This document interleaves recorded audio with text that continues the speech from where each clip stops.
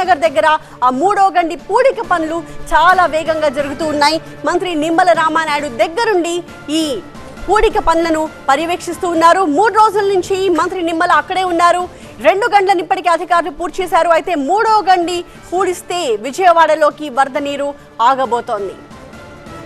వాటిని పూడ్చాలి అని అధికారులు చర్యలు చేపట్టారు. ఆ భారీ యంత్రాలను కూడా మీరు చూస్తున్నారు. మట్టి తీసుకొచ్చి రాళ్లను తీసుకొచ్చి అక్కడికి తరలిస్తున్నారు. అక్కడ గండి పూడ్చే ప్రయత్నాలు కొనసాగిస్తున్నారు. ఈ రోజు ఎట్టి పరిస్థితుల్లోనూ ఈ గండి పూడ్చాలి అని అధికారులు నిర్ణయం తీసుకున్నారు. ఆ మేరకు మంత్రి నిమ్మల ఎప్పటికప్పుడు పరిస్థితిని పర్యవేక్షిస్తూ ఈ రోజు ఎట్టి పరిస్థితుల్లోనూ గండిని పూర్తి చేయాలని యుద్ధ ప్రాతిపదికన పనులు చేపడుతున్నారు. ఇప్పటికే ఆర్మీ సాయాన్ని కూడా కోరింది రాష్ట్ర ప్రభుత్వం. దీంతో ఈ రోజు ఆర్మీ కూడా రంగంలోకి దిగే అవకాశాలు కనిపిస్తున్నాయి.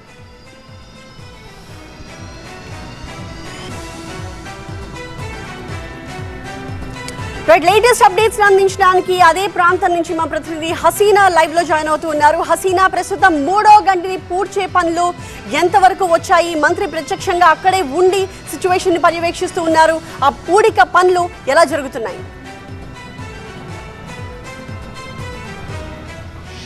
గత ఆదివారం నుంచి ఈ రోజు వరకు వరద ఏ విధంగా అయితే మన విజయవాడ వాసులు దాదాపు 3 లక్షల మంది ప్రజలు బాధపడ్డారో అది ప్రధానంగా ఇక్కడ చూస్తున్న ఈ బుడమేరు కాలువకి 3 గంటలు పడ్డమే ప్రధానంగా కారణం అని చెప్పొచ్చు. ఆల్రెడీ ఆ బ్రిడ్జ్ తర్వాత ఒక 50 మీటర్ల గండి పడింది, దాన్ని పూర్తి చేశారు. ఆ తర్వాత దాని తర్వాత ఇంకొక గండి, సెకండ్ గండి 60 మీటర్ల పొడవున పడింది, దాన్ని కూడా పూర్తి చేశారు.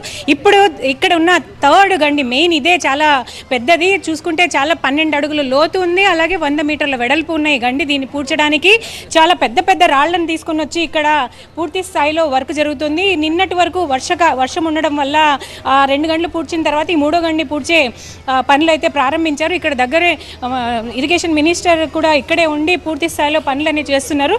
మూడో గండి ఒకసారి చూస్తే ఇక్కడ 100 మీటర్ల పొడవున ఉన్న ఈ మూడో గండి 12 అడుగుల లోతు. దీన్ని పూడ్చాలంటే చాలా పెద్ద రాళ్లు తీసుకొని వచ్చి పూడ్చాల్సిన పరిస్థితి. ఈ పెద్ద రాళ్లను లారీల్లో తీసుకొని వస్తున్నారు. అక్కడ తీసుకొని వచ్చి దాదాపు 250 వరకు లారీల రాళ్ళు అనేవి ఇక్కడ పట్టే అవకాశం కనిపిస్తుందని అంటున్నారు.